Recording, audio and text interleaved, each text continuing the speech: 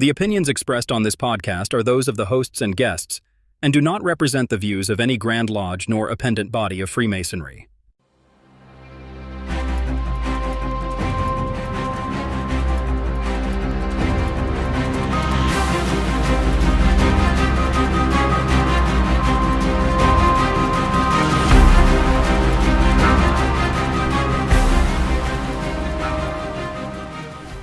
Welcome back, brethren, to another episode of the Masonic Shelf, the podcast where we review the writings of esoteric and Masonic authors. My name is Brad Kohanke. And I'm Jason Reichenberg, producer here on the Masonic Shelf. Once again, I am filling in for Brother Chris Williams, who is still recovering from his surgery. And we hope that he makes a speedy recovery and we'll get an actual professional back in here co-hosting. So, Brad, do you want to go ahead and introduce the book we're going to be talking about tonight?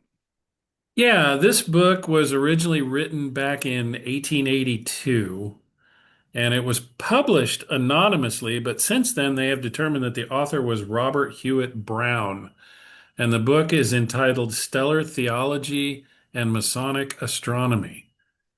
So I have a little intro by way of introducing the podcast. Stellar Theology and Masonic Astronomy is a book that asks us to look up, not just at the stars, but at the forgotten language written into them.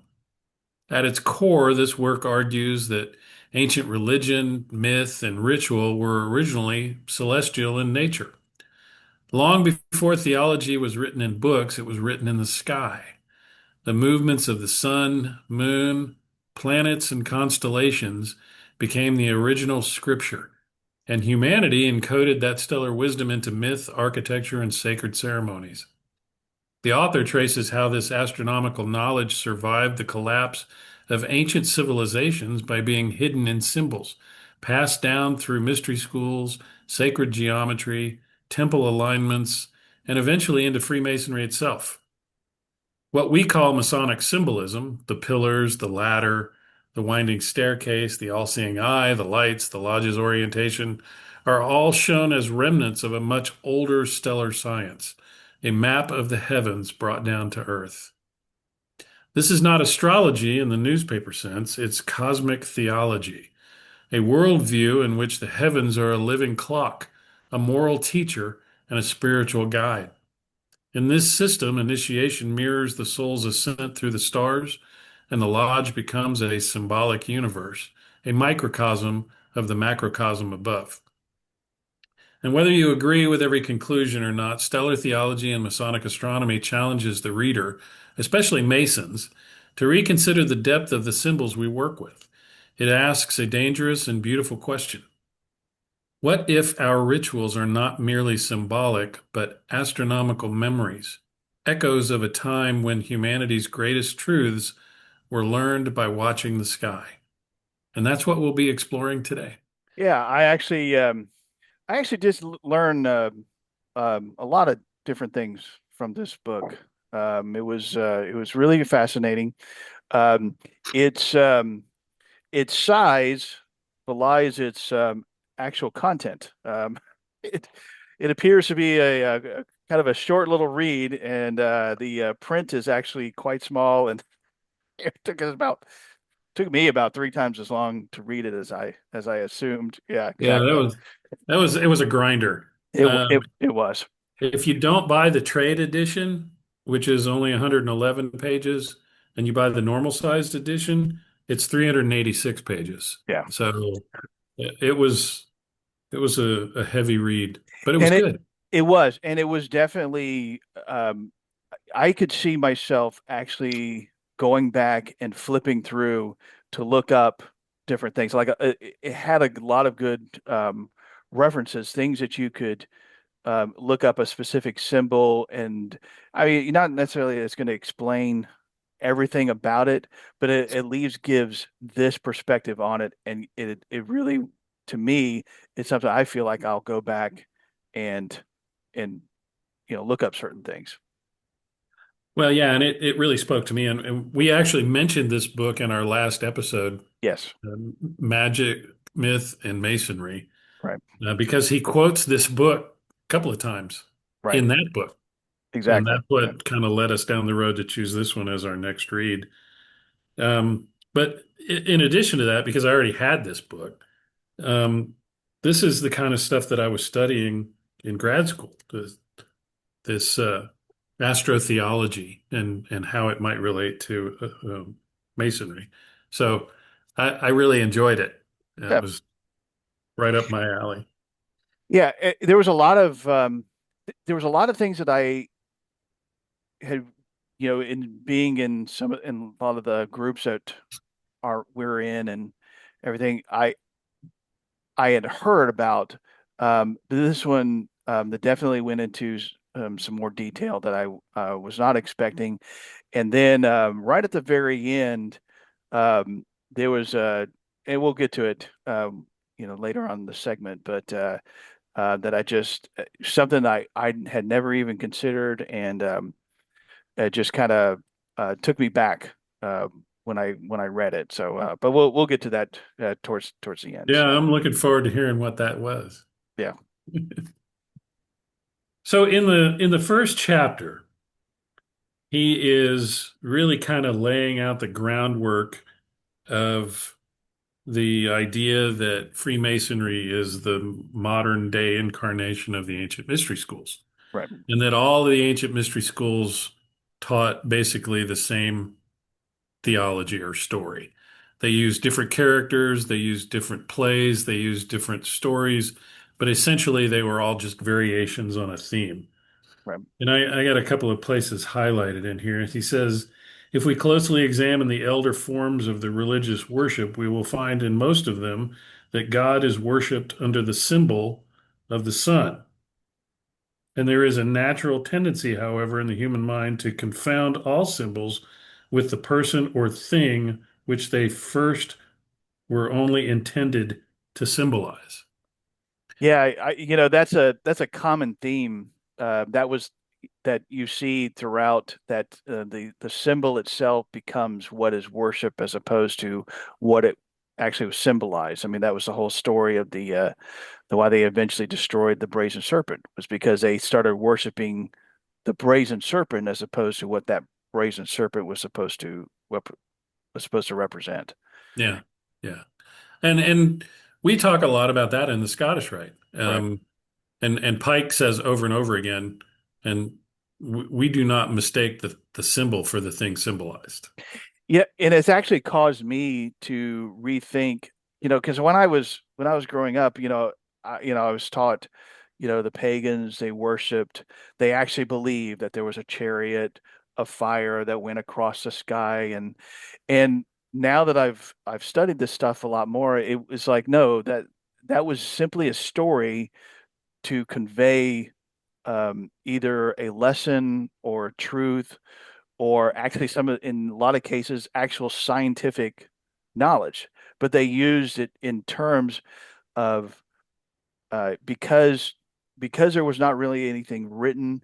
You really couldn't mass produce writing materials, so everything had to be handwritten. So in order to disseminate this information, it had to be easily remembered. And the easiest way to remember that is through a story as opposed to just trying to remember facts. And that's what it was. So it has actually caused me to uh, rethink about these old uh, religions or myths or mystery schools. And I want to read another quote here because he goes on to say the profane and vulgar crowd were kept in darkness and believed in and worshipped a real Hercules or Jupiter when they thought actually whom they thought actually lived and performed all the exploits and underwent all the transformations of the mythology. By these means, the priests of Egypt ruled the people with a despotic power. The fables of the mythology disclosed to them grand scientific truths and to them only. And this goes back to a conversation that Chris and I had on a previous episode where we were talking about why the scientific aspect of these myths was kept within the priesthood and only disclosed in the greater mysteries to a select few. right, And his contention, and I tend to agree with him, was to maintain control, Yeah. and to have the power over the people. They could tell the story of the 12 labors of Hercules. I'm going to plug your book here. My And book? What was it? and and to the masses, they believe that the stories were true, but to them, the lion wrestling the lion was a reference to the sun passing through the constellation of Leo. And at that time of year, they knew what what they needed to do, which Right. was plant, Land. and because it was the spring equinox. And so when the sun went through the constellation Leo, it was time to plant. And they would tell the story to the people, but in their heads they were thinking, okay, it's time to plant. You guys should plant now. Or right. Yeah. The stars have spoken to me, and it's time And to it's plant. time to plant. It's That's time to right. plant. Right. And after he goes through all the mystery schools, and for those that are have studied this stuff, you'll recognize just about every single. He talks about uh, Dionysus cult, the Eleusinian mysteries, mythic. Mhm. I don't know if you mentioned the Mithraic. I don't remember. No, Probably did. wasn't No, it? No. maybe not. But anyway, he But he, goes he through. talked about the Druids and the Right. Hindus and But he does go into a short explanation on on actual astronomy, like what is the equinoxes, the movement of the sun, and all that kind of stuff. What I what I found fascinating about that is the ancient mystery schools use their allegories in a lot of ways to teach science and how the sun moved and planting and all that kind of stuff. Whereas it seems like nowadays we've flipped it. We now take what we know about science to explain why we study these ancient mystery schools. yeah, You know what I mean? Like that yeah, to me, I was just like, so we're using what they were using it in the opposite direction, and now we're having to go back and basically remind everybody of what they were basically taught in eighth grade science class, probably to explain why it is we do certain things in our rituals. And to me, it was just like, it's such a it's such a reversal that it's amazing that we've gotten to this point. But which kind of to me what kind of brings up I'm doing this mainly just to play devil's advocate. So, is there any use scientifically for our rituals anymore? Is it are those even relevant? Because nowadays because we can publish books, we can put things on the internet, and we have all this wealth of science and information that can be easily disseminated to the masses, and we learn exactly all the way nature works and all that kind of stuff. So, case to be made that are these even relevant anymore? Do we need these mystery school teachings anymore? You know what I mm. mean? A lot. So I kind of wonder what you thought about that. And Well, and remember, I'm playing devil's advocate because I yeah, no, I know, and we're gonna talk about it towards the end when we get to the conclusion. But these are going to be extreme examples, but um, Nazi Germany when they were burning all the books and rewriting history and redefining, you know, their own race as being Aryan in its origin. Um, the ISIS cult in Iraq and Syria were going around destroying ancient Zoroastrian temples and Babylonian ruins that held priceless antiques and writings. I mean, who knows what's going to happen in the future? Right. And these stories survived similar events throughout history and have made it down to us today. And I think if for no other reason than the potential that that may happen again, they need to survive us, Right. Yeah.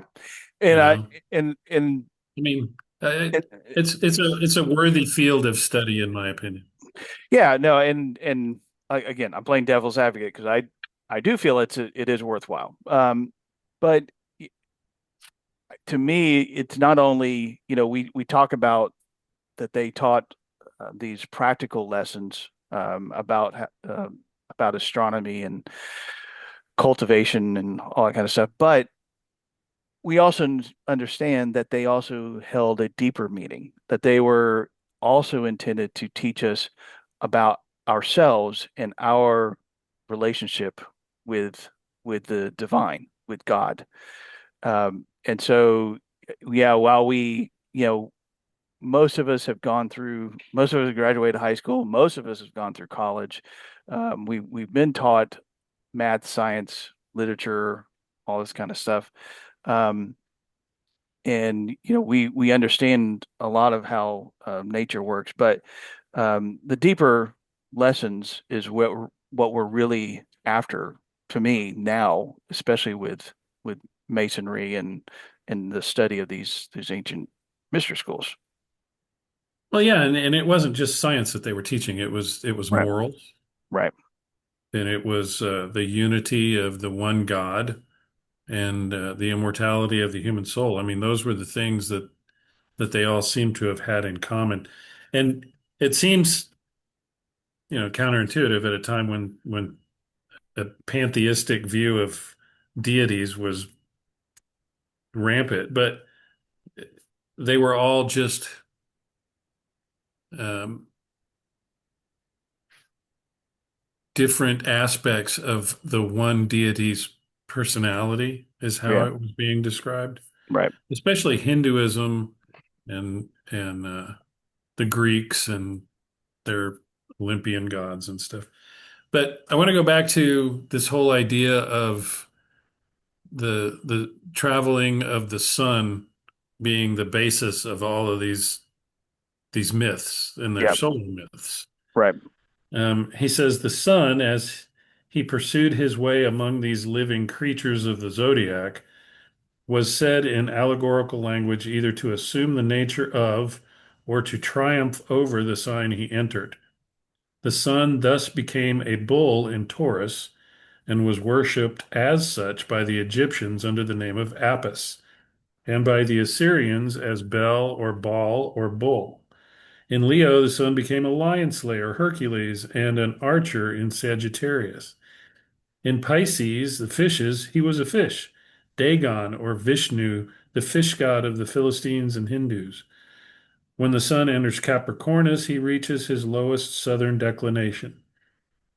Afterwards, he emerges from that sign, the days become longer, and the sun grows rapidly in light and heat. Hence, we are told in mythology that the sun, or Jupiter, was suckled by a goat, Capricornus.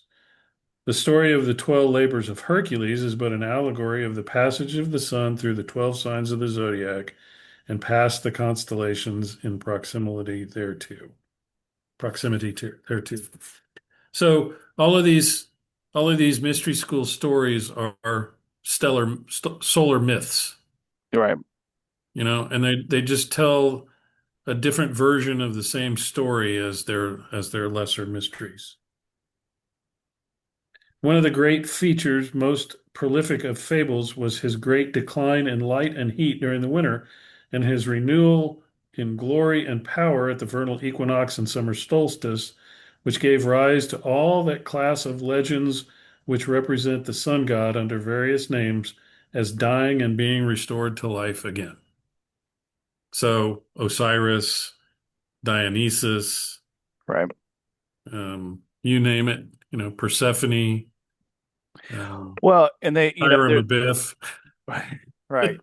And uh, and that's one of the reasons why there's a theory that Christmas and Easter were set when they were, because we know that Christmas, that could they historically, if the assuming that the story is true, it would not have been in winter. It would have happened probably in the summer.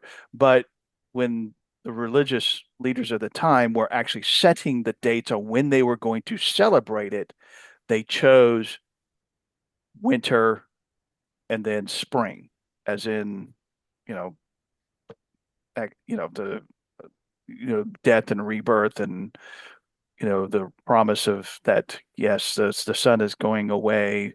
And it in other words, those that were of those pagan schools would have more easily believed in Christianity because it lined up closer to what they already believed. So That's one way of putting it. I mean that it's a thing. I mean, I didn't make it up. I mean, this is actual, theories that I've read about. Yeah, there are a lot that, consider the stories in the Bible to be literal, and that no, it was during the winter and it was on this exact date. But when you really start to think about, um, what actually probably probably occurred, that the Christmas and Easter, they're not intended to be exact dates. They're intended to be a celebration of those events. Again, going back to you're worshiping the symbol as opposed to the thing symbolized. So just because it's December 25th does not necessarily mean it has to be that exact date throughout history. It's the idea that once a year you should celebrate that, not necessarily be so stuck on that. No, it's December 25th, and that's the exact date. And get all worked up and spun up about that. So then he's still in this descriptive chapter, kind of setting the stage. And this is where I kind of have to take it with a grain of salt, given the time period in which it was written. I mean, reading through it, this is the only part where I went, ah, yeah, late 1800s, early 1900s. I could see it. The rest of the book, it was like, no, okay, when was this written? Yeah, right.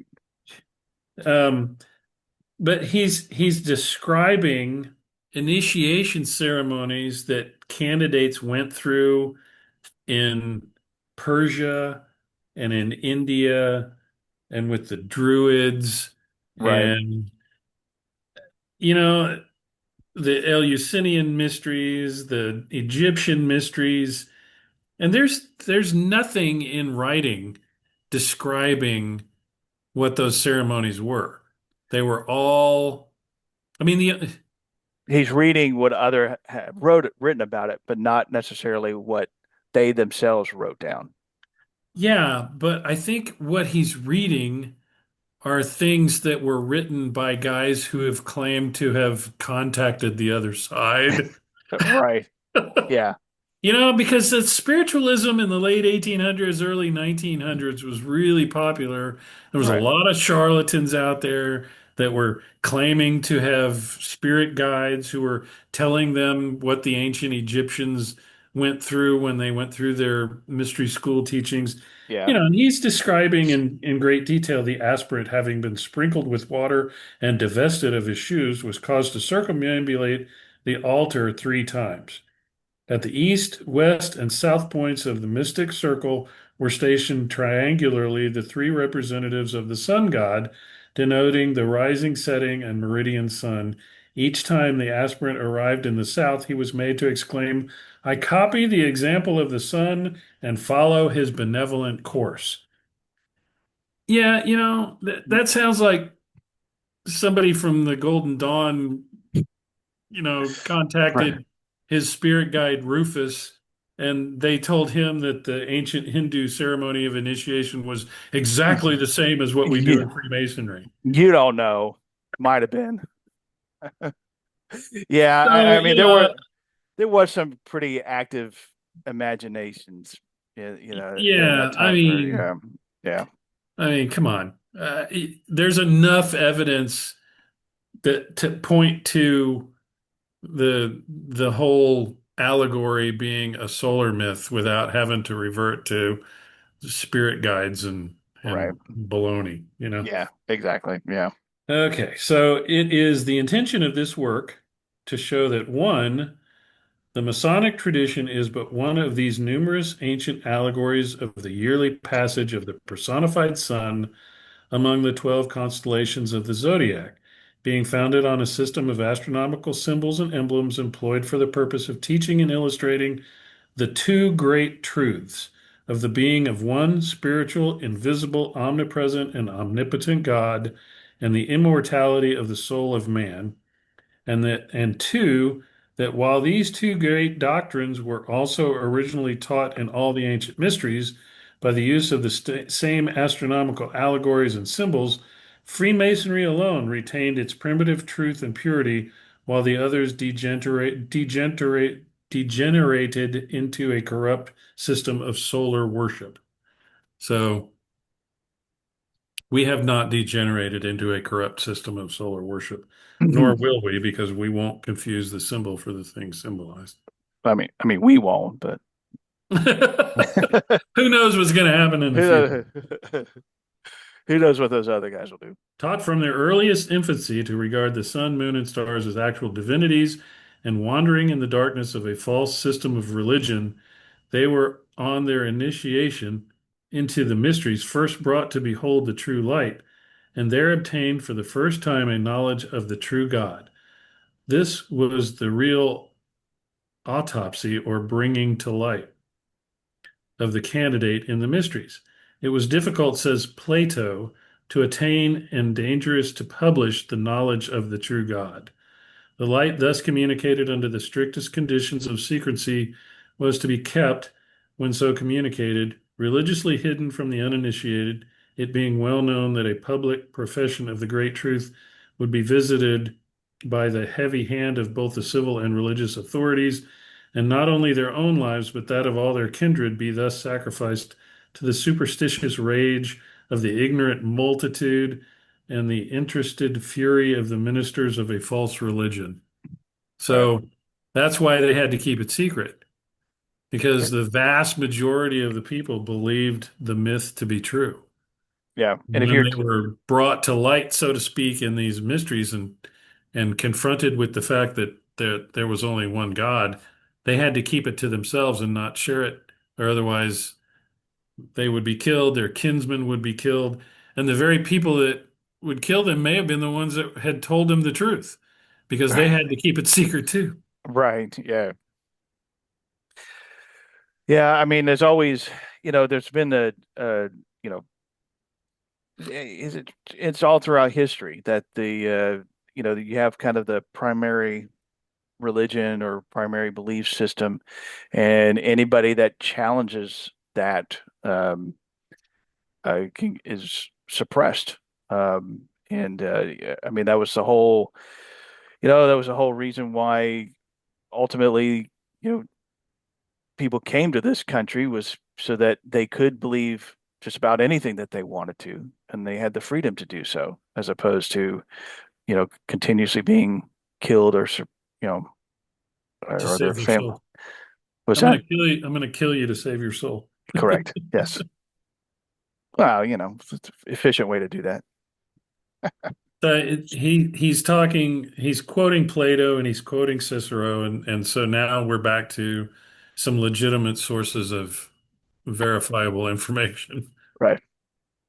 And then he goes on to a chapter on astronomical facts, and this is where he's describing each one of the constellations Right. and how they're referred to in various books of the Bible, and um, what stars are in them. I mean, this is a real scientific slog, this particular chapter. Yeah, yeah, and a lot of it. I mean, it is useful because he does go over the scientific part of it, but he also then usually will let you also know what tribe of Israel was associated with that particular constellation, and then the astrological signs, because those astrological signs then get used later in some of the illustrations, and so it's just like a shorthand. So if you don't, if you, yeah, I found myself flipping back and forth to remind myself of the astrological sign, that what that, you know, what that's supposed to mean. He talks about what the ancients knew of astronomy. And it's interesting, some of these images are very useful, like Yes. the celestial equator versus the ecliptic, and how the Earth rotates and how the sun is seen from the Earth passing through these constellations. I referred back to that quite a bit too. Yeah. That wraps it up for chapter one. I mean, most of the rest of that stuff is just scientific background. Part second, or chapter two. I guess they used to call it part second back then. Right. This very first Q&A thing. Okay. um, So what did you think of that? well, I Do had never heard it before. I've got a big question mark next to the part that I highlighted. Well, I meant his form, his style of trying to do it like a catechism. Um, I don't see the reason for that. I okay, thank you. I, To be honest with you, he could have just said it. right, yeah, I get what he was trying to do, but then he wasn't completely consistent, and then he would ask a question, and then the answer would go on for like 4 pages. You're like, all Yeah. right, well, then Yeah, just just say do it. that. Just do Yeah, it's not that. like we're going to memorize this and then regurgitate it. Right. But I get what he was trying to do. He was trying to do it in a Masonic style, I guess, and so it, for those that have been through the catechism for the degrees, you'll recognize what he's trying to do. And I guess I think he part of the reason he did that was it was easier for him writing it, as in like he would just write a question and then he would answer it himself. So it was kind of just like his way of organizing his thoughts. Well, anyway, I just wanted Uh, to point it yeah, out that when you read it, that's what you're gonna come across, is this catechism style question and answer. yeah. And he quotes Dr. Oliver quite a bit for the rest of the book. I think he was enamored with Oliver. Yeah. Eh, for good reason. His whole thing about the origin of the name Freemasonry, Yeah. I, I don't see it. I yeah, I kind of wondered about that. Um, so he derives it from an Egyptian term, and he says it comes from Fre and Mas, Fre being the sun and Mas being child. And so Freemason would quite literally mean children of the sun or sons of light, which is a term I have. Sons of light is a term I believe is actually used in one of our Scottish Rite degrees, or the Soldiers of Light, I think is specifically. But anyway, I've heard that term before, but I've never heard that supposedly that's where the term Freemason comes from. Because he did go at the towards the end, he does expand on it a little bit, but you're kind of like, I don't know that Yeah, it's I don't think that that's I'm I kind don't of, think that that's relevant. yeah, And this was also at a time when the Essenes were first being kind of discovered, read about, bandied yeah, about, and their whole thing was they were the sons of light too. Right. So Yeah. um, I'm surprised he didn't say anything about them, but whatever. But then he starts to get into some of the stuff that is proving his case, and one of them is the officer stations. Hmm. And you've got, well, first you got the lesser lights, right? Right. And obviously there's an astronomical connection there Right. because we're talking about both the sun and the moon. Hmm. And then we've got the officer stations with the senior warden in the west, the master in the east, the junior warden in the south, and their statements of why each one of them is in the location that they are all refer back to these astronomical descriptions, for Right. lack of a better term. Yeah. Well, So, and I think most Masons would recognize that, and I don't think anybody. Well, I mean, unless you're really discounting it, I mean, it says it right there in our says it right there in our ritual when we on why the masters in the east and the senior ward in the west, all that kind of stuff. It all is following the sun throughout the day. yeah, yeah, and even in the open installation of officer ceremony, when they're talking about the master and his responsibilities at the end, consider the great luminary of nature who, rising in the east, dispenses light and warmth to, you Right. know, Mhm. and so there you've got another reference there. You've Right. got the celestial and terrestrial globes on top of the pillars at the entrance to from the anteroom, in our jurisdictions anyway. Right. So, and then he talks about, and he obviously, I think, is English because he talks a lot about the Royal Arch degree as if it's part of Blue Lodge Masonry. I'm going to read this. Why are the three great zodiacal points which support the Royal Arch of Heaven also emblematic of wisdom, strength, and beauty? At the time of the building of King Solomon's Temple, or about 1004 BC, the celestial equator cut the ecliptic at about 10 degrees of the constellation Aries. At that period, the constellation Leo was therefore near the solstitial point and summit of the zodiacal arch. Now, as the lion is the strongest of beasts, and because the summit or key of an arch is its strongest point, and the sun, when it reaches that point, has the greatest glory and power, it being the summer solstice when a day is at its longest, that point is emblematic of strength. The vernal equinox signifies beauty because it marks the opening of spring, which is the season of beauty and adorns both the heavens with light and the earth with flowers. The autumnal equinox denotes wisdom because it is the season of maturity. Near that point, it is also seen the constellation of the serpent, in all ages typical of wisdom, and in many ancient zodiacs, this point is designated by the figure of a serpent. And I thought that his description of the Royal Arch of Heaven, comparing it to the York Rite Royal Arch, was Right. kind of cool. You've got Yeah. the Yeah. stone up in the middle, Hmm. and at the time that was Leo. And now it's what, Cancer on the current tracing boards. But Yeah. that's because of the precession of the Earth.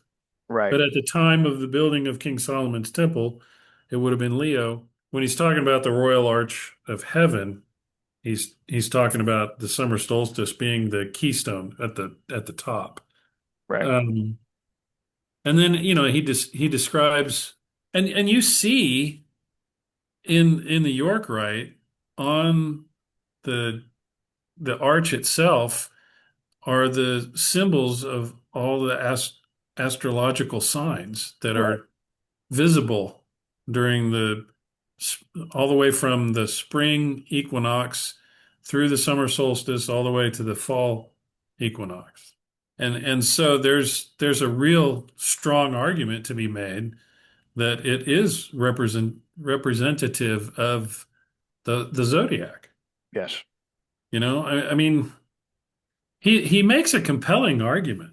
The precession of the Earth, about once every 2,150 years, the sun rises in a different astrological sign or zodiacal sign on the spring equinox.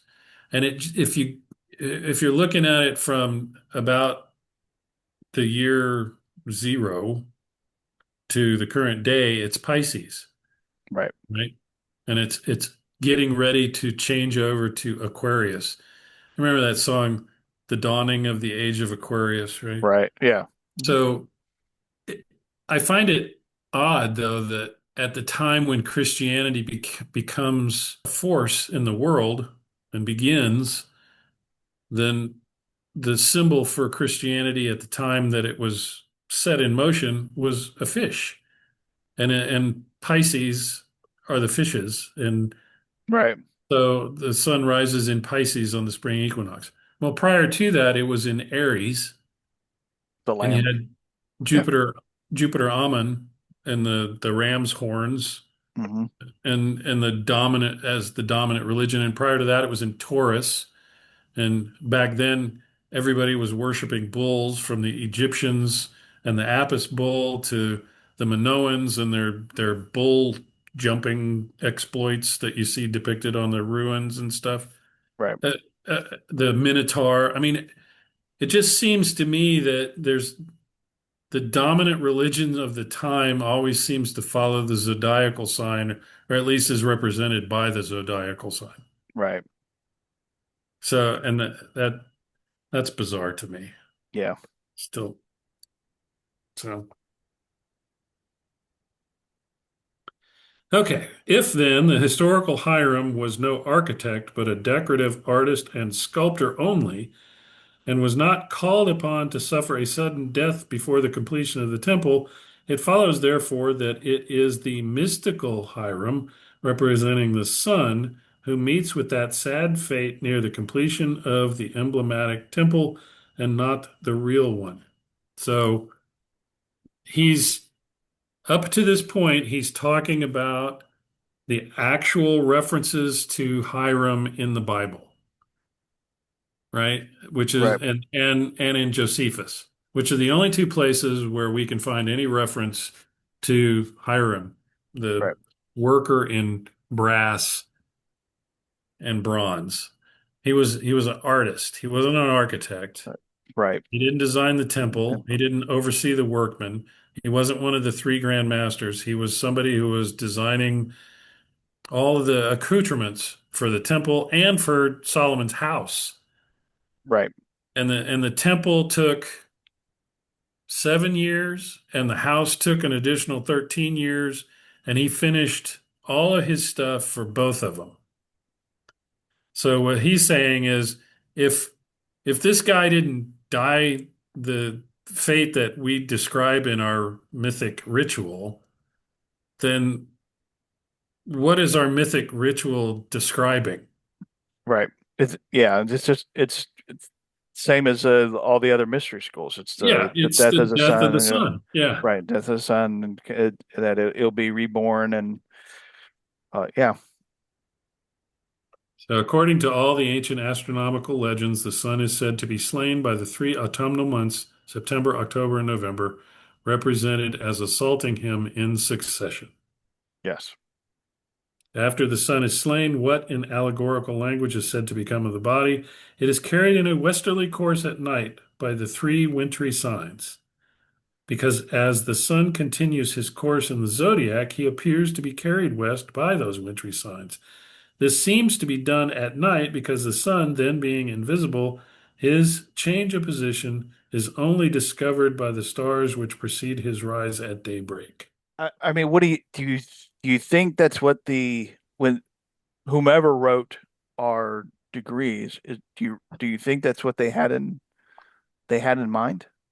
I mean, was that legitimately like what they were trying to convey, or were they just simply using the pattern of the death of the dying god that is reborn, and all that kind of. What do you think? I mean, is that That's a really good question, but I would be of the opinion that these guys knew what they were doing mhm, and knew they wanted Freemasonry to emulate the same types of teachings and approaches to teachings as the mystery schools.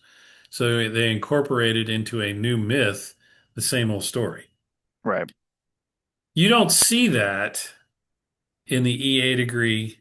You don't see that in the fellowcraft degree. And matter of fact, the fellowcraft degree and the whole story of Jephthah kind of seems out of place in what it is that we're teaching, because Jephthah was not exactly a great guy. Right. So, um, why are we using him as an example? You know, the ends justify the means.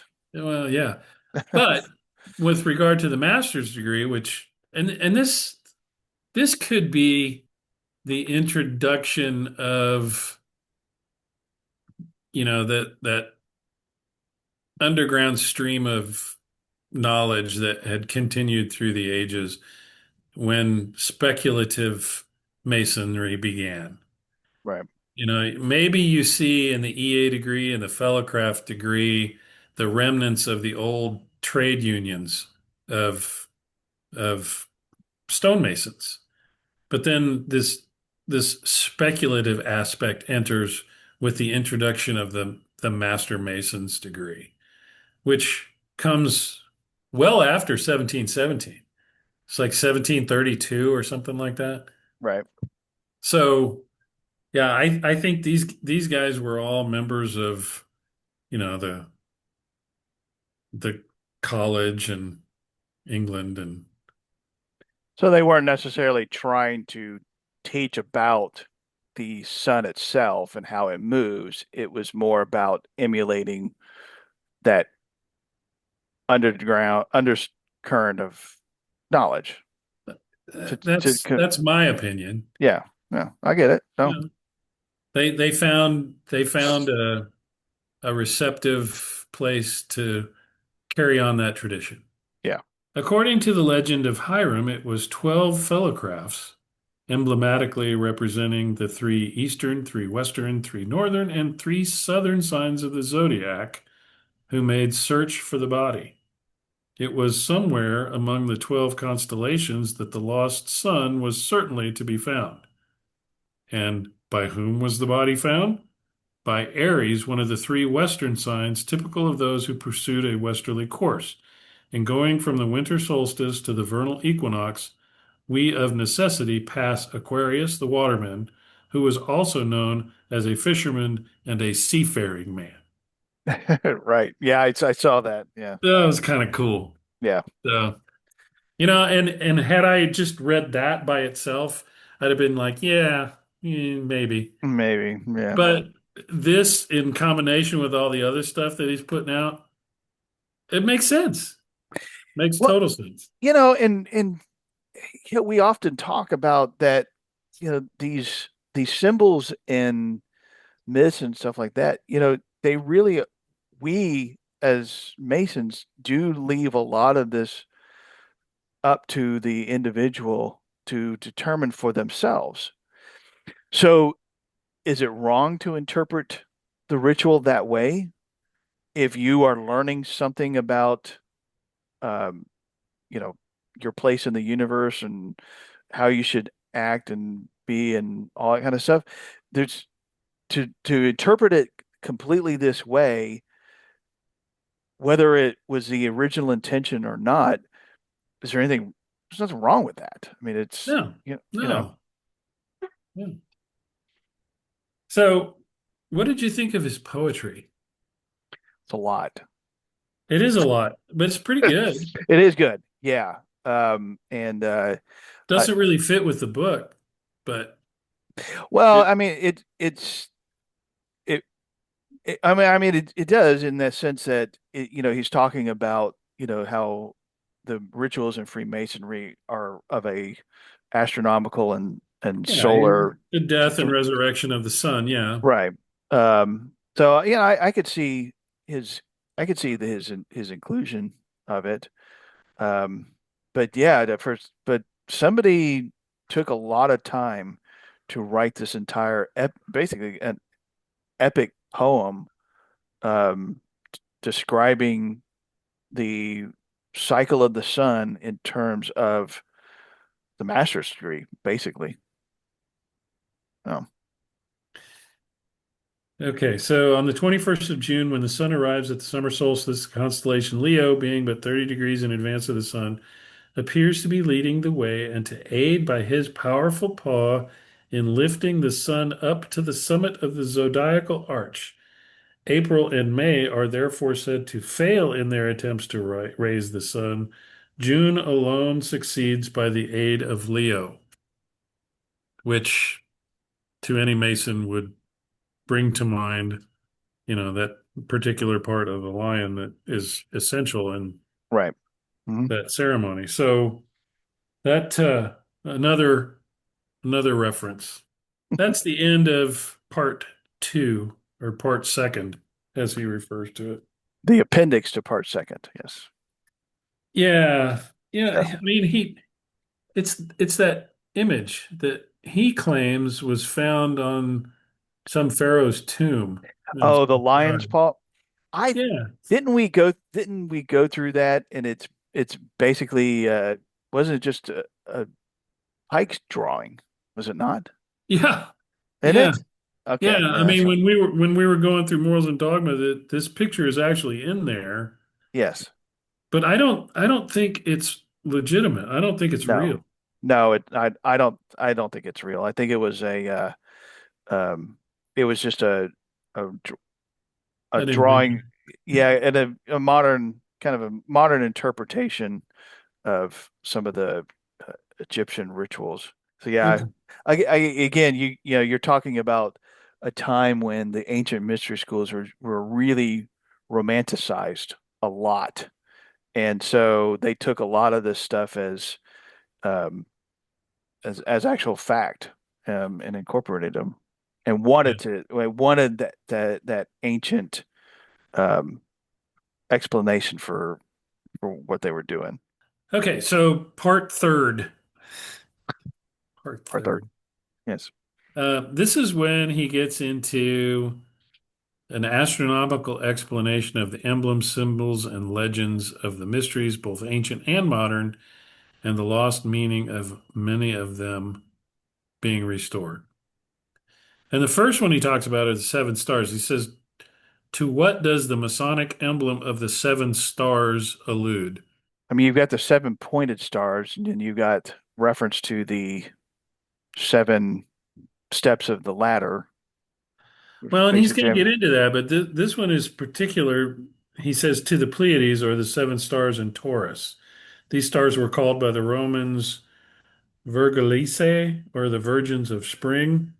The constellation Taurus was anciently at the vernal equinox, and the year formally then began.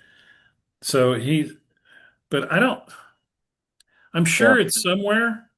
right. I Yeah, mean, I know it's on my Subaru. that's where we saw it. That's Yes. where I saw it. Okay, now it all comes Yeah, back. I'm trying to think of specifically where. But he Uh, says the Masonic emblem therefore has a direct allusion to the vernal equinox and thus becomes a beautiful symbol of immortality. But I don't.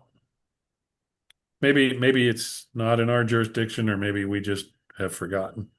yeah, But then he goes on to talk about the ladder with right. seven rungs. What is the true meaning of this ancient emblem? The ladder of seven, he calls them rounds, Mhm.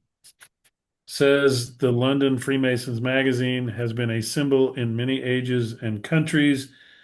This planetary signification given to the seven rounds of the ladder, as stated by the writer of the above, is in perfect harmony with the religious ideas of the ancients who worshiped the sun and planets and the several allegorical legends which they founded upon the facts of astronomical science. So he's talking about the sun, the moon, Mars, Jupiter, Mercury, Venus, and Saturn. Right. And their associated metals. Metals, yeah. Mhm. And from the most pure to the least pure. Yes. Yeah. Which again, we've seen that in the Mithraic mysteries, that they traveling up through the planets, and if you're talking alchemical, I mean that would make perfect sense that you start with base lead to gold, and so assigning the steps of the ladder as you're going up, the purer the metal to where you finally get to gold. So I mean, I could see that. I could see where, where that um, uh, correlation could be made. Okay, But and again, then he's talking about the ladder of 3 rounds. right. And he's talking about the Masonic ladder of 3 rounds, and then the Zodiacal ladder of 3 rounds, um, which passes successively through the signs Aquarius, Pisces, and Aries, leading up to the vernal equinox and the Pleiades in Taurus. Hard to describe without being able to show the pictures, but the Well, initiation into all the ancient mysteries, it will be remembered, was a drama founded upon the astronomical allegory of the death and resurrection of the Son, and was intended to, and did, impress upon the mind of the candidate in the strongest manner possible the two great doctrines of the unity of God and the immortality of man. These are today the two great fundamental principles of Masonry, and are illustrated and taught in a similar manner in the ritual of the third degree. And then they denote the 3 steps as faith, hope, and charity as well. right. Um, and then he makes reference to Jacob's ladder and Mhm. all that stuff. Right. Oh. He does say that the third and last run of the zodiacal ladder is therefore emblematic of charity, or that divine love and benevolence with each year causes springtime to come into due season. So, as we've talked before, it is not specifically charity, as in, um, you know, doing good deeds for others. It's basically a love of your brothers or mankind, as opposed to what we think of as charity. Yeah, that was a misinterpretation of the old Latin Bible, Right. um, and describing faith and hope and caritas, which they translated as charity, but it's really love. It's Yeah. not it's not charity. And we went through the first 3 degrees of the Scottish Rite at the last Phoenix Academy, and Pike actually uh, interprets it as faith, hope, and loving kindness, as Mhm. opposed to charity. So, to me, that actually makes a little bit more sense of what you're talking about. So Dr. Mackey, that the historical facts and the architectural details alike forbid us for a moment to suppose that the legend of the winding stairs, as it is rehearsed in the second degree of Masonry, is anything more than a magnificent philosophical myth. So he's talking about the winding stairs. The winding stairs, as described in the Masonic legend, did not exist in the Temple of King Solomon, as we have shown, not only by Josephus, but the Bible itself. We must therefore look elsewhere for them. So, yeah, this whole section where he's talking about the stairs starts off with a description of the temple, how the stairs weren't even inside the temple, so you couldn't go through the porch Right. to get to the stairs in order to ascend. The stairs were on the outside wall and it led up to some rooms, but they weren't necessarily a winding staircase. It's all allegorical. Well, yeah, and Yeah. he says that later. There's a lot of guys still that think that This this whole story of the master's degree is historical fact. right. It thus appears that there has been considerable confusion as to the correct number of these symbolical steps. The most ancient versions of the legend make the number either 5 or 7. Yeah, so that's where he's talking about the 3, 5, and 7 steps. Right. Um, but I think the total number of steps after he goes through it all is 7. But you go to the third, then you go to the fifth, then you go to the seventh, as Right. opposed to the way that we do it. I don't think he gives an astronomical explanation for it. He's just saying there must be one because it's not historical fact. Right. Yeah, and he does on occasion. I feel like in some of this he went through several different symbols that had no astronomical um interpretation or anything like that. It was kind of like, well, that really wasn't the point of your book, so why are you talking about it? Probably what he's, trying to get at is that quit trying to get so stuck on debating whether it was 3, 5, or 7. That's not the point. The point is to learn the lessons that it's supposed to be teaching. So, Well, here's the astronaut. He says the wages of the faithful craftsman, we are told, are corn, oil, and wine. mhm. The 7 signs of the zodiac from the vernal equinox to the first point of Scorpio, winding in a glittering curve about the heavens, may in a like manner be said to be emblematic of the 7 winding steps leading to the place where corn, oil, and wine are brought forth to reward the labors of the husbandman. The sun arrives at Aries on the 21st of March and reaches Scorpio about the 21st of October, passing successively through, it looks like Aries, Taurus, Libra, Cancer, all these other ones. The number of these emblematic steps is therefore 7, thus corresponding with the more ancient versions of the Fellowcraft legend. And he's claiming that the wages of corn, oil, and wine, which are set into motion at the planting season in the spring, are harvested in the fall after 7 months or 7 zodiacal signs are passed Yeah. through. You could basically anything that you've planted would have brought forth the harvest at the end. So, Yeah. yeah, I would look for more something referencing specifically corn, oil, and wine.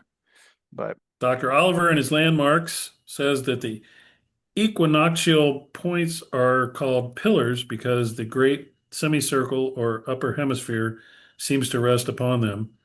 If this symbolism be correct, then the winding stairs do in fact lead past and between these 2 celestial pillars in perfect harmony with the allegory of the legend. So he's referring back to the royal arch of heaven and the 2 pillars resting upon the 2 equinox. right, yeah, So in order to go the 7 steps of the winding staircase, you have to go through ascend it. to the summer solstice and then down to the.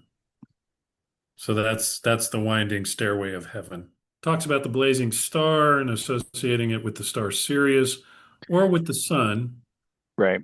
He likes the story of Sirius, the rite of circumambulation. That was pretty obvious.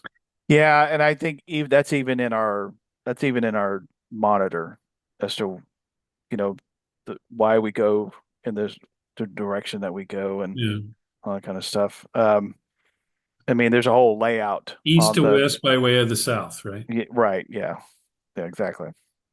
So, The rite of circumambulation formed a leading part of the ceremonies of the mysteries and the solar worship in all countries.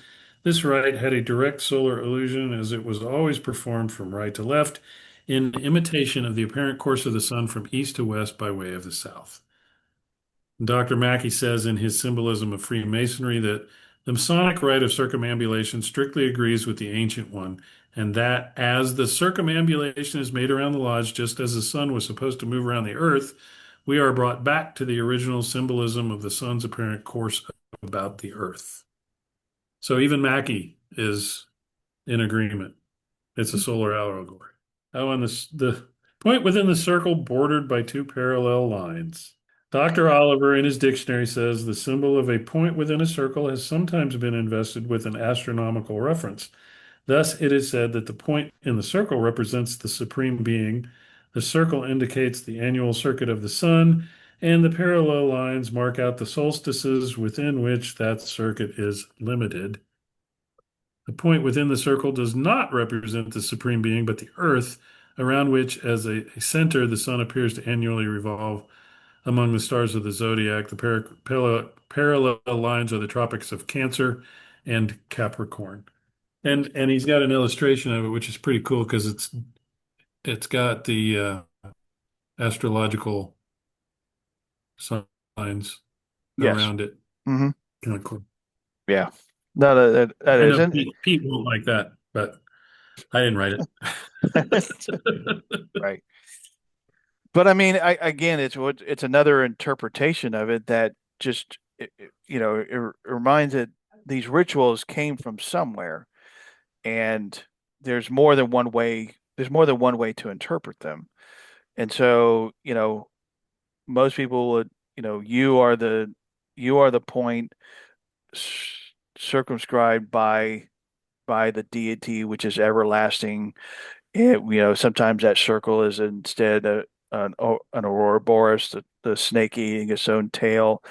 Um, Putting the two parallel lines, um, if you're talking strictly about the movement of the sun with the two tropics, yeah, and then sometimes they'll put the Saint John's on either side of them because whether that's when they were actually born, but that's when they're celebrated. So, just whatever, relax. It's all allegory. It's all allegory. It's all Just allegory. relax. Yeah, relax. Don't get all bent. Don't get all bent out of it, man. Okay, then he talks about the lambskin apron, the Okay, I all-seeing did find eye. this I did find this interesting because he talks about um allude to the vernal equinox with the sign Aries is found, which is the ram, and that's Mhm. why it's a lambskin. I'm like, that was interesting. I'm not sure it's factual, but was it was interesting. Yeah, and then he talks about the ancient Egyptians wearing aprons as part of their regular garb. And then Yeah, he had pictures of, Pharaoh and what right. his apron looked like. And Yeah, they were Masons. you can No? very well determine that from reading this particular section. Yes, must have been. He's got each one of the zodiacal signs being not ruling over a particular aspect of the human body. Yeah. And I've seen this in various forms. I had not Since seen this before. I yeah, thought that was interesting. yeah, You the first 3 degrees may therefore be said to be Taurus, Cancer, and Virgo. And according to the ancient science of astrology, as cultivated by the Egyptians, the sign of Taurus rules the neck and throat, the sign of Cancer, the breast, and the sign of Virgo, the bowels. And I highlighted those. You can see where on the human body each one of them rules, supposedly, right. and it just correlates so nicely with the wounds that, Talk about that. There's not a lot of coincidences. yeah. Like this is all intentional. So, is it that far-fetched to look at it and see the correlation, or was that completely intentional, or it was just based on their own understanding of everything. They didn't even realize what they were doing when they put these degrees together. But you know what I mean? Accidentally stumbled into it. Right. So then he goes on for several pages about the image of the weeping virgin, which he could have just as easily left out. Oh, right, because he, because he about halfway through it, it's like he's talking to this guy, and his name is Cross, yes, and he's like, "Oh yeah, I drew that. he made it all up. Yeah. I made it Well, all up." because and then he goes into this whole spring equinox, I think, something like that. Because the figure of the Virgin stands in the form of Saturn or time, not counting the ringlets of her hair, but pointing upwards towards the summit of the zodiacal arch. The beautiful daughter of the skies, Virgo, according to the mythical legend, is also the husband of the sun, who, when he entered the constellation of Virgo, was said to espouse her. Again, the the whole um, the whole widows or The Weeping the Virgin. the Weeping Virgin statue was a complete, and it's I don't think it's a little, it might be a little unfair to say that it's a complete fabrication. It's a late entry It's into. a late entry. It, our, and that to me was a kind of another little side thought I went down is, we talk about all of these ancient symbols and stuff like that. And then we talk about, well, there's these more modern ones that people have come up with. Are they really any less valid than the ancient symbols? Just because they're a modern invention, does that mean that they're any less meaningful? Or is it just our way of interpreting this kind of stuff? You know what I mean? Yeah. Like, yeah, we Jeremy Cross basically, I guess, came up with this whole monument of the time standing behind the Weeping Virgin with the sprig of acacia, blah blah blah, and all that kind of stuff. And you're like, okay, well, that was he just made that up. Well, somebody had to make all of this up. Somebody came up with this whole thing of the human body and it relates to each of the astrological signs. Well, somebody had to actually write that and come up with that. Yeah. Is it true? I But mean, just because it was the Egyptians in the ancient times, we give it more credibility, right? correct, right? Yeah. So, when he then takes that same statue and then has him pointing to different astrological signs, does it make it any less valid? I don't know. And then he talks about the evergreen, the sprig of acacia, the letter Yeah. G, the compasses. Um, oh, and then now this is what I was talking about earlier. What is the probable true meaning of the emblem of ears of corn hanging by a waterford or a sheaf of wheat suspended near the bank of a river? Right. And he says it's a reference to the Eleusinian mysteries because they use that symbol because Cybele was, or Ceres was the goddess of the harvest. Yes. Um, but then he says, how much more perfect and beautiful is this interpretation of the emblem, and how much more in harmony with the moral teachings of our order? The one explanation recalls nothing to the mind but the bloody and brutal butchery of 42,000 of his fellow beings by Right. Jephthah, the vile wretch who offered up his own innocent daughter as a burnt offering.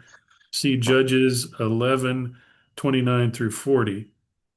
The other reminds us of the peaceful pursuits of agriculture and the benevolence of the great Creator who each year brings forth the harvest in due season and rewards with plenty the industry of the husbandman. Yeah, I mean, the brutal butchery of 42,000 of his fellow beings, and he's a vile wretch who offered up his own innocent daughter as a burnt offering. One of the heroines of the Order of Eastern Star is Ada, and she was the daughter of Of Jeph Jephthah? Jephthah, and they recount the story that he said, the first person, I can't remember the story. It's terrible. I belong to Eastern Star, but the first person he saw coming across the field that he would offer up to God as a sacrifice. Now, why you would do that, I don't know. Anyway, turns out the first person he sees is his daughter. and because he's made this covenant with God, she basically says, um, well, then you can't break your word to God. And so she actually offers up herself as, I mean, as a sacrifice. So it's anyway, they go into this whole story of the obedience of Ada and all that kind of stuff. But that it's, in another part of Masonry, is that story. Yeah, he sounds like a great guy. Well, Okay, then he goes on to talk about the pillars mhm. and how originally there were no globes Yeah, on the pillars. they're probably bowls or something else, right? Bowls, and one had fire and one had water. One represented the sun, one represented the moon. Right, Still astronomical in its representations, but right, not what we currently utilize. right, He talks about how they adorned the temples of all ancient religions. Now, as the temples always face the east so as to catch the first rays of the rising sun, it is almost certain that the cornerstone also, for like religious reasons, would be laid in a line with the rising sun. The sun, as he arose on the longest day of the year, rejoicing in his pride and strength, would thus be a type of the new temple about to rise majestically from its foundation. It therefore of necessity followed that as the sun on the 21st of June rises in the northeast, and as the future temple itself faced the east, its cornerstone, if placed so as to emblematically represent and mark the place of the rising sun of the summer solstice, must have been laid in the northeast corner. Another solar reference with right. the northeast corner. Like I said, some of these things seem like a stretch, but there's so many of them that make sense that I'm I totally buy it. Right. What did you think about this idea with the checkered pavement though? And how each check mark represented the passing of a day depending on where the shadow fell. So Yeah. he's making the claim that the pillars were so situated on either side of the entrance on the east so as to point in the direction of either the rising of the sun at the summer solstice or the rising of the sun at the winter solstice. And as the shadow crept and became longer on the floor across these checkered pavements, that each one of these check marks represented a day, and that therefore they could distinguish pretty closely what day of the year it was. Is that That seems like a stretch. yeah, I mean, is that true? I mean, I don't know. I I don't, mean, the I checker pavement would therefore have to be outside, right? it would And have to be and he outside. shows it as being outside. And it's also oriented not like we would typically orient it. Like Right. they're uh at an angle. Um no, I think I think that I have never heard you've heard of sundials and all these other things when they were trying to um estimate time and dates and stuff like that. Never heard of the checkerboard payment being used in that way. Um, no, I would if I was the editor, I Are would you have. calling BS on that one? Yeah, I would have cut all that out. That doesn't seem. I think when I read it, I think that's probably why I kind of didn't Glossed even. over it. I kind of glossed over. I was like that doesn't make any sense there. The lion, the eagle, the ox, and the man. We've talked about this a lot, Yeah. but they refer to the four great angles of the heavens where the equinoctial and solstitial points are situated, and the signs of these points are, according to ancient astrology, called the fixed signs, and Yes. that's Leo, Aquarius, Taurus, and Scorpio. Hmm. And those representations are all over Masonry, both in the Royal Arch Masonry or York Rite Yep. and in the Scottish Rite. and in the Bible, Yeah, like the Ezekiel Ezekiel and in in Revelations, that Revelations. it was the four beings that were praising the Most High. Yeah. And yeah, And they're also on the tarot cards, the um, world and the Wheel of Fortune. Wheel, Wheel of Fortune. Wheel of Fortune. you had to Oh mention God. tarot. And then he goes into the number seven, the Yeah, word seven, and the yeah. figure seven. I That was tough. yeah, I was like, okay, this is he's starting to stretch a bit, but And then some of this stuff. the triple tau, the evolution of the letter T and the tau cross being derived from From the the image bull. of Taurus. Yeah. Yeah, the bull. Yeah, And Taurus. that was kind of cool because he actually showed the evolution of it. Right. That was kind of neat. Yeah. Um, I think he started to peter out there at the end for Yeah. me. So Yeah, and he, he does talk about the triple tau in relations to, again, back to the Royal Arch of Heaven, or the Royal Arch of Solomon, and the whole that the three towels are the two equinoxes, and then strength being the summer solstice. So it's when the sun is basically at its, or and light is at its greatest. Whereas if you have the quadruple tau, that represents all of it, to include basically the place of darkness. So if you're trying to represent everything, it's a quadruple. If you're really trying to represent when you're going to receive the most light, it would be the triple tau, because that is representative of the royal arch, basically. yeah, it's hard to explain it, but Yeah. this is I probably will I'll probably try and yeah. find these images, and I'll superimpose them on the video when we do it, so people can see them. Or I might not. I don't know.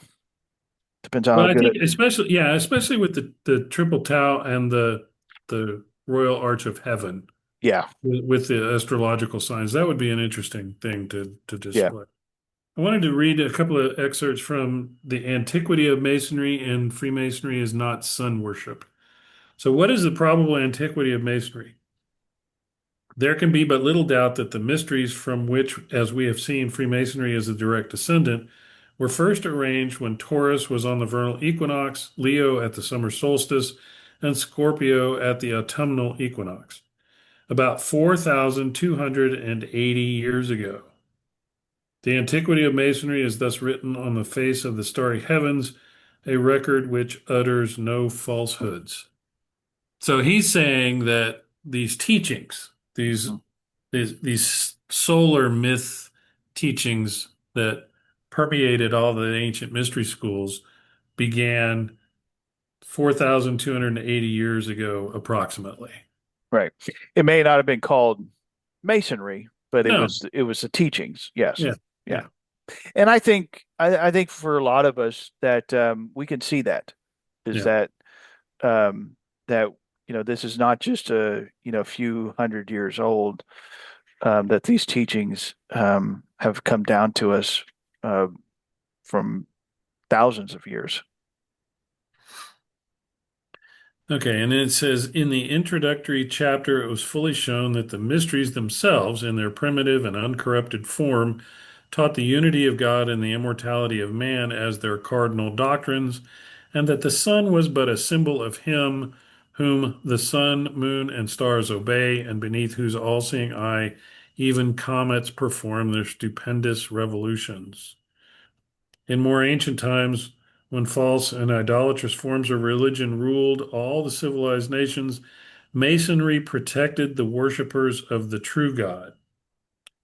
Except at certain favorable epochs, it was not safe, no, not even in Judea, to deny the actual divinity of the sun, moon, and stars. The Jews stoned the prophets just as the Greeks persecuted the philosophers. The great debt that not only religion but science owes to Masonry can hardly be estimated. Hmm. So I actually one of the I actually went back to section before the antiquity of Masonry, and it was how came operative architects or masons to be the last custodians of the secrets of the ancient mysteries. And Hmm. so I found I don't know that I don't know. It made sense, and it made sense in this way. And what his contention is that so you had the philosophers, priests, the initiates of the ancient mysteries. Okay, so they have this knowledge, okay, but they also need a place to study, to worship, to hold their rituals. Well, somebody's got to build this stuff. Somebody's got to actually build these buildings. And so, in order to have people build them, whether they were the actual laborers or at the very least the overseers to build these buildings, they also wanted them to be initiates. So the when these philosophers and priests were ultimately oppressed or killed for their beliefs, they didn't necessarily go after the builders themselves. So these builders who also had these secrets and were initiates continued that tradition because they were the ones that actually built these monuments and structures and all that kind of stuff. And to me, it was like it provided a missing link between you're going from philosophers to operative stonemasons. Well, that was part of it. And because even Pete Norman talked about that the Knights Templars didn't, yeah, they had all these forts and castles and stuff. Well, they didn't, they were the soldiers. They didn't actually build these structures. So the people building these structures would also then also have these secrets of if the Knights Templars or Knights Hospitallers or whoever had any kind of these secrets. Well, these builders would also have these secrets as well. And no one would think to go after them because, one, if you do that, who's going to build your buildings? Yeah. Because they didn't just build those structures, they also built all sorts of other things. Well, you don't want to get rid of those guys. So you can't completely suppress all of these teachings because if you were to do that, now you got nobody to now you got nobody to do anything. Yeah. I don't know that it fully explains, that linkage, but when I read it, uh, any kind of, he did stretch a lot of different things. And initially, when I until I got to that section, I was, kind of on the fence about how good this book was. I thought it might be useful, but when I read that, I was like, that actually starts to make a lot of sense.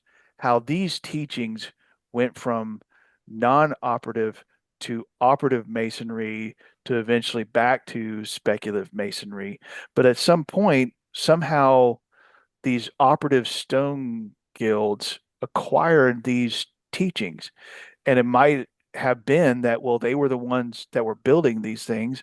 And so yeah, you could probably not have them as initiates, but would it not be more beneficial and meaningful to, when you're trying to build this certain structure and, well, I want it to do it this way and I want this symbol.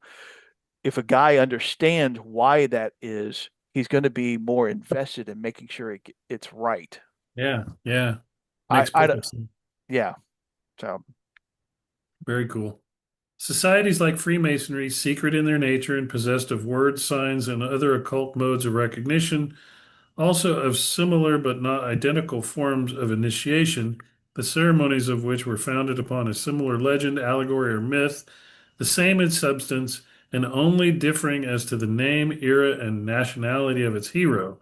Societies which taught the same truths by similar and in many cases the very same emblems, signs, and symbols. These things certainly demonstrate the identity of modern Freemasonry with those of those ancient organizations. It will not stand the test as claiming to be historically true. Oh, yeah, this is where he's talking about the Masonic tradition uh, cannot hope to escape examination in its turn, just like all of these other organizations. The modern day e- examiners will question everything and determine whether or not it's BS. Well, if Masons claim that it's historically accurate, they'll soon be found out and trash thrown on the trash heap of history because it's not historically accurate. So he Right. says, Yeah. if then we have no explanation to offer, it must be discarded and take its place among many other exploded legends of the past. By showing, however, that it is not intended as an actual history, but is really a sublime allegory of great antiquity, teaching the profoundest truths of astronomy and inculcating by an ancient system of types, symbols, and emblems an exalted code of morals, we at once reply to and disarm all that kind of criticism. Yeah. So, as a decent argument, In other words, take it for what it is, take the teachings from it, but don't try and well, we have a direct link back to King Solomon and ultimately to Adam, and Yeah. he was the first Mason, and that's Well, historically true. You know yeah, what I it's mean? like all those guys that are trying to claim that Hiram Abiff was actually the architect who designed the temple, and he was a member of the Dionysian architects, Right, artificers, and and that group descended down through the Roman collegia of architects, right, and then all throughout history. It's there's no lineal progression there. right. There just isn't. No. It's And yeah, you basically you just yeah, you open yourself up to ridicule and just disregarding it when you try and make these kind of outrageous claims. Well, I enjoyed reading the book. I know we had to cram to get it done because we were short on time, but Yeah. um, I'm glad we read it. It was good. Yeah. And except for the part where he's describing in detail what the what the initiates went through in the Druidic mysteries Right. and so forth, Right. uh, I thought, you know, it surprised me when I read what year it was written.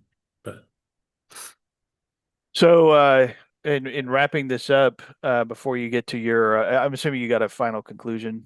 I do. Okay. So before we get to that, so uh what rating would you give, or do you want me to go first? No, I'll go first. Okay. I think I'm going to give it an 8.4. I think this is for anybody interested in this type of exploration. This book ought to be on your shelf. I mean, not everybody's into this stuff, Right. but we are, and I am glad I read it. I'm glad I highlighted it because I'll probably go back to it as reference later. Um, so yeah, a good solid 8.4. If he had stuck with um the stuff that is demonstrably accurate, I think he made some leaps on a few different symbols, and linked a lot of different things. I probably would have given it more closer to like an eight. I would say for me is probably a little bit closer to a seven.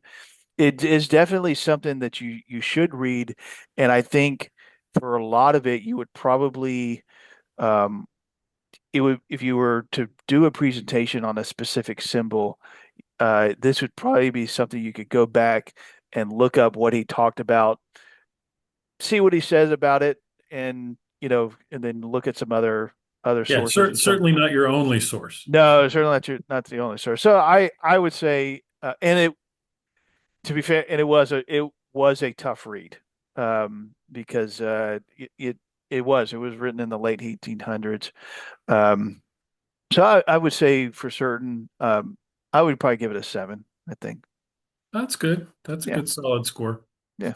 By way of summation, as we wrap up our review of stellar theology and Masonic astronomy, I think the big takeaway is this.